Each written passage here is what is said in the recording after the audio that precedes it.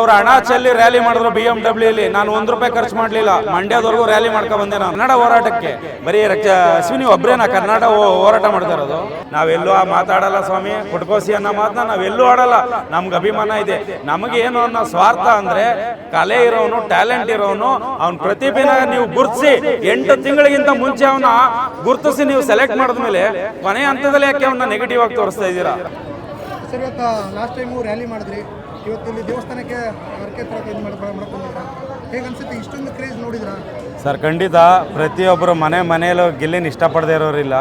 ಇವತ್ತು ಬಂದಿರೋ ಉದ್ದೇಶ ಏನು ಅಂದರೆ ನಾವು ಫೈನಲಲ್ಲಿ ಇದ್ದಾನೆ ಗಿಲ್ಲಿ, ಅದಕ್ಕೋಸ್ಕರ ಒಂದು ಪೂಜೆ ಹಮ್ಮಿಕೊಂಡಿದ್ದಾರೆ ನಮ್ಮ ಸ್ನೇಹಿತರು ರಮೇಶ್ ಅವರು, ಹಾಗೆ ಮುರಳಿ ಅವರ ತುಂಬ ಸ್ನೇಹಿತರೆಲ್ಲ ಸೇರಿ ಒಂದು ಅನಾಥಾಶ್ರಮಕ್ಕೆ ಮೂರ್ತಣ್ಣ, ಪ್ರಕಾಶಣ್ಣ ಮತ್ತು ಮೇಡಮ್ ಅವ್ರ ಹೆಸರು ಗೊತ್ತಿಲ್ಲ, ಚಂಪಾ ಮೇಡಮ್, ಇವರೆಲ್ಲ ಸೇರಿ ಒಂದು ಅನಾಥಾಶ್ರಮಕ್ಕೆ ಕೊಡೋದಾಗ್ಬೋದು, ಒಂದಷ್ಟು ದಾನ ಧರ್ಮನ ಹಮ್ಮಿಕೊಂಡಿದ್ದಾರೆ ಗಿಲ್ಲಿ ಹೆಸರಲ್ಲಿ. ಸೊ ದಕ್ಷಿಣ ಕಾಶಿ ಅಂತ ಫೇಮಸ್ ಆಗಿರೋಂಥ ಶಿರ್ಡಿ ಸಾಯಿಬಾಬಾ ಟೆಂಪಲಲ್ಲಿ ಒಂದು ಇವತ್ತು ಪೂಜೆ ಇಟ್ಕೊಂಡಿದ್ದೋ ಕಾರಣ ಗಿಲ್ಲಿ ಗೆಲ್ಲಬೇಕು. ಫೈನಲಲ್ಲಿದ್ದಾನೆ ಗಿಲ್ಲಿ, ಗೆಲ್ಲಬೇಕು, ಅವನು ಜಯಶೀಲನಾಗಿ ಬರಬೇಕು ಅಂತ ನಾವು ಇಲ್ಲಿ ಒಂದು ಪೂಜೆ ಇಟ್ಕೊಂಡಿದ್ದೀವಿ ಸರ್.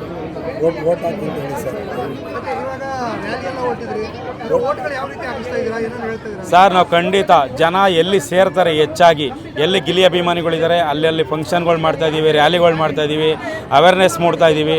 ಆದಷ್ಟು ವೋಟಿಂಗ್ ಲೈನ್ ಓಪನ್ ಆದಾಗ ಜನಗಳಿಗೆ ತಿಳುವಳಿಕೆ ಹೇಳ್ತಾ ಇದ್ದೀವಿ, ವೋಟ್ಗಳು ಮಾಡಿಸ್ತಾ ಇದ್ದೀವಿ. ಯಾವಾಗ ವೋಟಿಂಗ್ ಲೈನ್ ಆಗುತ್ತೆ ಒಬ್ರಿಗೊಬ್ರು ಹೇಳಿ ವೋಟ್ ಮಾಡಿಸ್ತಾ ಇದ್ದೀವಿ.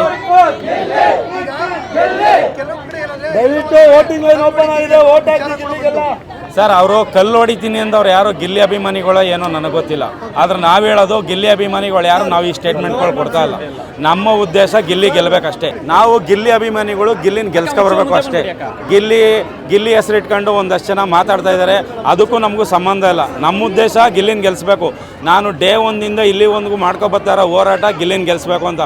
ನಾನು ಡೇ 1ರಲ್ಲೇ ಹಾಕಿದೆ, ಈ ಸರಿ ಗಿಲ್ಲಿನ ಕಪ್ ಗೆಲ್ಸಿನೇ ಆಚೆ ಕರ್ಕೊಬರೋದು ಅಂತ. ಇವತ್ತು ಅದೇ ಮಾತು ಹೇಳೋದು, ಗಿಲ್ಲಿನ ಕಪ್ ಗೆಲ್ಸಿ ಆಚೆ ಕರ್ಕೊಬರೋದು. ಈಗ ಎಲ್ಲೊಂದು ಕಡೆ ರಾಜಕೀಯ ತಿರ್ಕೊಂತ ಅಂತ, ಅಂದರೆ ಆ ಕಡೆ ಒಂದು ಬಣ ಆಗೋದು, ಈ ಕಡೆ ಒಂದು ಬಣ ಆಗೋದು ಅಂತ. ಸರ್, ಅದು ಬಣ ಏನಿಲ್ಲ ಸರ್, ಎಲ್ಲ ಪ್ರೀತಿಸ್ತಾ ಇದ್ದಾರೆ. ಇವರು ಎಲ್ಲ ಒಂದು ಕಡೆ ಗಿಲ್ಲಿ ಗೆಲ್ತಾನೆ ಅಂತ ಹೇಳಿ ಜಾತಿ ತಂದು ಅವನ್ನ ಡಿವೈಡ್ ಮಾಡೋಕ್ಕೆ ಟ್ರೈ ಮಾಡ್ತಾ ಇದ್ದಾರೆ. ಜನರು ಮೂರ್ಖರಿಲ್ಲ, ಜನರಿಗೆ ಗೊತ್ತಿದೆ.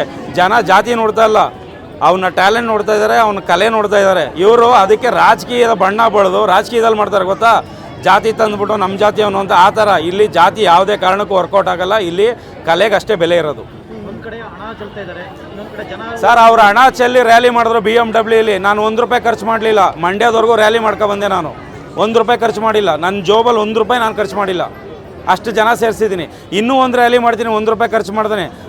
ಗಿಲ್ಲಿಗೆ ಅಂದರೆ ಜನ ಅವ್ರ ಸ್ವಂತ ದುಡ್ಡು ಹಾಕಿ ಖರ್ಚು ಮಾಡ್ಕೊಬಂದು ನನ್ನ ಜೊತೆ ಸೇರ್ತಾ ಇದ್ದಾರೆ. ಹೊರಗಡೆ ದೇಶದಿಂದ ಅತಿ ಹೆಚ್ಚು ಕಾಲು, ಫೋನು, ಮೆಸೇಜು ಬರ್ತಾ ಇರೋದು ನನಗೆ. ಅಲ್ಲಿಂದ ಅತಿ ಹೆಚ್ಚು ವೀಡಿಯೋಗಳು ಕಳಿಸ್ತಾ ಇದ್ದಾರೆ ನನಗೆ. ಗಿಲ್ಲಿಗೆ ಸಪೋರ್ಟ್ ಮಾಡಿ, ನಿಮ್ಗೇನು ಸಹಾಯ ಬೇಕು ಅಂತ ಕೇಳ್ತಾ ಇದ್ದಾರೆ. ಸರ್, ಇವತ್ತು ಆರ್ಮಿಯವರು ಸಹ ಸಪೋರ್ಟ್ ಮಾಡ್ತಾ ಇದ್ದಾರೆ. ಗಿಲ್ಲಿ ಅವರು 1 ಮಿಲಿಯನ್ ಚೇಂಜ್ ಇನ್ಸ್ಟಾದಲ್ಲಿ ಫಾಲೋ ಆಗಿದ್ದಾರೆ, ಅದು ದುಡ್ಡು ಕೊಟ್ಟು ತೊಗೊಂಡಿರೋದಂತ ಒಂದು ಆರೋಪ ಇದೆ. ಸರ್, ಹೇಳೋದೇನು ಸರ್, ಏನು ಬೇಕಾದ್ರೆ ಹೇಳ್ಬೋದು. ನಮ್ಮದೇ ಹೇಳ್ತಾರೆ ಸರ್, ನಂದು 5 ಅಕೌಂಟ್ ಹೋಗಿದೆ. ಯಾರಿಗೆ ಹೇಳೋಣ ನಾವು? ನನಗೆ ಗಿಲ್ಲಿಗೆ ಸಪೋರ್ಟ್ ಮಾಡ್ತಿರೋ ನನಗೆ, ನಾನು ದಿನಕ್ಕೊಂದು ಅಕೌಂಟ್ ಚೇಂಜ್ ಮಾಡಿದ್ರೆ 10,000 ಫಾಲೋವರ್ಸ್ ಬರ್ತಾರೆ. ಇಡೀ ಕರ್ನಾಟಕನೆಲ್ಲ, ಇಡೀ ಇಂಡಿಯಾ ಅಲ್ಲ, ಹೊರಗಡೆ ದೇಶನ ಖುಷಿ ಪಡಿಸ್ತಿರೋನಿಗೆ 1 ಮಿಲಿಯನ್ ಕಮ್ಮಿ ಸರ್. ಅದೇನು ಅಲ್ಲ, ಅದು 1 ಮಿಲಿಯನ್ನು ಕಮ್ಮಿ ಏನೂ ಅಲ್ಲ. ಅದು ಅವನಿಗೆ ಯಾವತ್ತೋ ಆಗಬೇಕಾಗಿತ್ತು, ಅವನ ಕಲೆಗೆ ಒಳ್ಳೆ ಪ್ರತಿಫಲ ಯಾವತ್ತೋ ಸಿಗಬೇಕಾಗಿತ್ತು. ಆದರೆ ಇವಾಗಾಗಿದೆ ಅಷ್ಟೇ, ಬೆಳಕಿಗೆ ಇವಾಗ ಬಂದಿದೆ ಅಷ್ಟೇ. ಕನ್ನಡ ಹೋರಾಟಕ್ಕೆ ಬರೀ ಅಶ್ವಿನಿ ಒಬ್ಬರೇನಾ ಕನ್ನಡ ಹೋರಾಟ ಮಾಡ್ತಾ ಇರೋದು? ಕನ್ನಡ ಹೋರಾಟ ಮಾಡಿ ಎಷ್ಟೋ ಜನ ಬಡವ್ರ ಮಕ್ಕಳು ಸ್ಟೇಷನು ಬೀದಿ ಅಂತ ಅಲಿತಾ ಇದ್ದಾರೆ. ಆಚೆ ಕಡೆ ಪ್ರಚಾರ ಮಾಡ್ಕೊಂಡು ಅವ್ರಿವ್ರ ಕೈಲಿ ಒದೆ ತಿಂತಿರೋರು, ಬಡವ್ರ ಮನೆ ಮಕ್ಕಳು, ಗಾರೆ ಕೆಲಸ ಮಾಡೋರು, ಆಟೋ ಡ್ರೈವರ್ಗಳು, ಕೂಲಿ ಮಾಡೋರು, ಕೋಟ್ಯಾಧಿಪತಿಗಳು BMW ಬೆನ್ಸಲ್ಲಿ ಓಡಾಡ್ತಾ ಇದ್ದಾರೆ. ಕಣ್ಣಲ್ಲಿ ನೋಡಿದ್ದೀವಿ ನಾವು ದೊಡ್ಡವ್ರು ಯಾವ ಥರ ಇದ್ದಾರೆ ಅಂತ. ಇವತ್ತು ಪುಟ್ಕೋಸಿ ಬಿಗ್ ಬಾಸ್ ಅಂತ ಸ್ಟೇಟ್ಮೆಂಟ್ ಕೊಟ್ಟಿರೋರು ದುಡ್ಡಿರೋರು. ನಾವು ಇವತ್ತಿಗೂ ಗೌರವಿಸ್ತೀವಿ, ಸುದೀಪ್ ಸರ್ನ ಗೌರವಿಸ್ತೀವಿ, ಚಾನಲನ್ನು ಗೌರವಿಸ್ತೀವಿ. ಯಾಕೆ ಗೌರವಿಸ್ತೀವಿ ಗೊತ್ತಾ? ನಮ್ಮಂಥ ಬಡವ್ರ ಮಕ್ಕಳನ್ನ ಕಲೆನ ಗುರುತಿಸಿ ಅಲ್ಲಿ ಹೋಗಿ ಒಂದು ಅವಕಾಶ ಕೊಟ್ಟು ನಮ್ಮನ್ನು 4 ಜನಕ್ಕೆ ಗುರುತಿಸ್ತವ್ರೆ.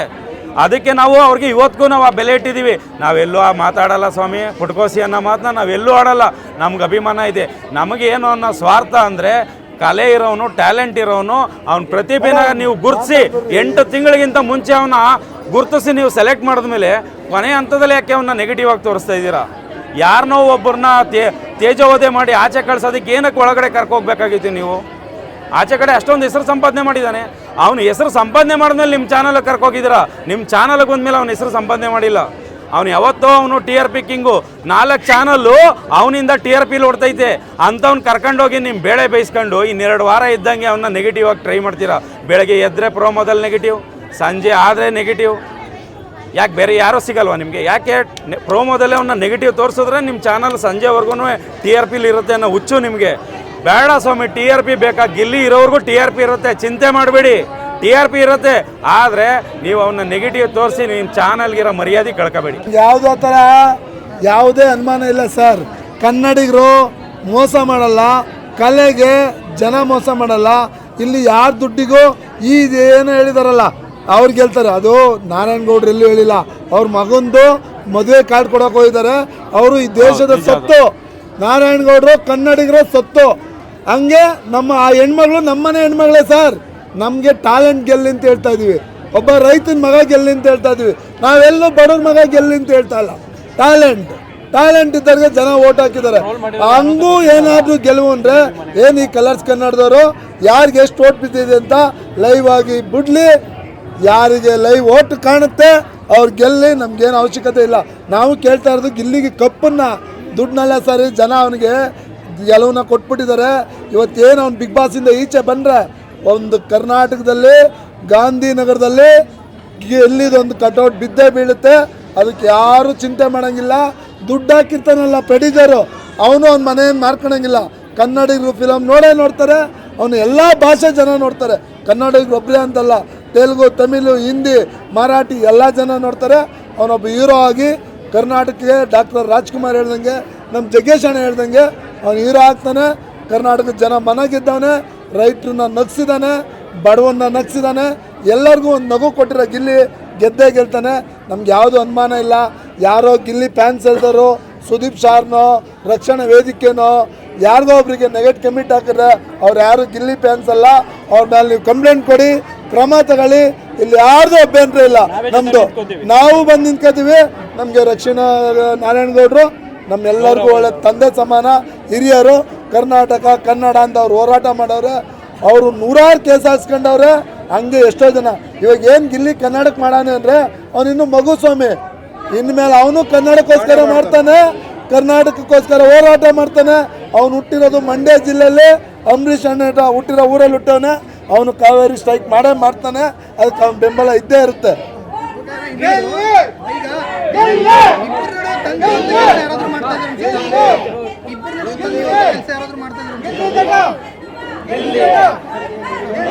ಜನಬಲ ಅಂತ ಕ್ರಿಯೇಟ್ ಆಗಿಬಿಟ್ಟಿದೆ ಸರ್. ಜನಬಲ ಇದೆ ಸರ್. ಸ್ಟಾರ್ಟಿಂಗ್ ಡೇ 1 ಅವನು ಯಾವಾಗ ಒಳಗಡೆ ಎಂಟ್ರಿ ಕೊಟ್ಟ ಆವತ್ತಿಂದನೂ ಅವ್ನಿಗೆ ಅದೇ ಕ್ರೇಜ್ ಇದೆ.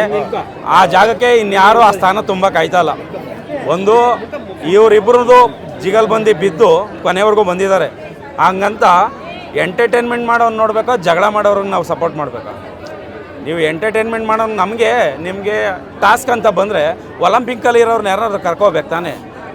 ನೀವೇನಕ್ಕೆ ಎಂಟರ್ಟೈನ್ಮೆಂಟ್ ಅವ್ನು ಮಾಡೋನ್ನ ಕರ್ಕೋಗ್ಬಿಟ್ಟು ನೀವು ಟಾಸ್ಕ್ ಆಡಲಿಲ್ಲ ಅಂದರೆ? ಹಂಗಾದ್ರೆ ಈಗ ಲಾಸ್ಟ್ ವೀಕ್ ಹೋದ್ಲಲ್ಲ ರಿಷಿಕಾನ ಏನು ಎಂತೆಂಥ ಆಟ ಆಡ್ತಾಯಿದ್ದು, ಅಲ್ಲಿ ಅವಳಿಗಿಂತ ಡಮ್ಮಿ ಆಗಿರೋರು ಒಳಗಡೆ ಇದ್ದಾರೆ. ಟಾಸ್ಕ್ ಎಲ್ಲ ಚೆನ್ನಾಗಿ ಆಡಿರೋ ಒಳ್ಳೆ ಆಚೆ ಹಾಕಿದ್ರಿ ಅಲ್ವಾ? ನಾನು ಕೇಳೋದು, ನೀವು ಓಟನ್ನು ಕನ್ಸಿಡರ್ ಮಾಡ್ತೀರಾ ಇಲ್ಲ ಟಾಸ್ಕ್ನ? ಇಲ್ಲ, ನಾವು ಓಟನ್ನು ನೋಡ್ತೀವಿ ಅಂದರೆ ನೀವು ಫೈನಲಲ್ಲಿ ಏನಾರು ನವರಂಗಿ ಆಟ ಆಡಿದ್ರೆ ನಮ್ಗೆ ಓಟನ್ನು ಲಿಸ್ಟ್ ಕೊಡಬೇಕು. ನೀವು ಎಷ್ಟು ಬಿದ್ದಿದೆ ಓಟು ಅನ್ನೋ ಲಿಸ್ಟ್ ಬರಬೇಕು ನಮಗೆ. ನಾವು ಹೇಳೋದಿಷ್ಟೇ. ಇಲ್ಲ, ನೀವು ಟಾಸ್ಕನ್ನು ನೋಡ್ತೀವಿ ಅಂದರೆ ಟಾಸ್ಕ್ ಆಡಿರೋರ್ನು ಆಚೆ ಕಳಿಸಿದಿರಲ್ವಾ, ಅವ್ರನ್ನ ಯಾಕೆ ಕಳಿಸಿದ್ರಿ ಅಂತ ಹೇಳಿ ನಮಗೆ.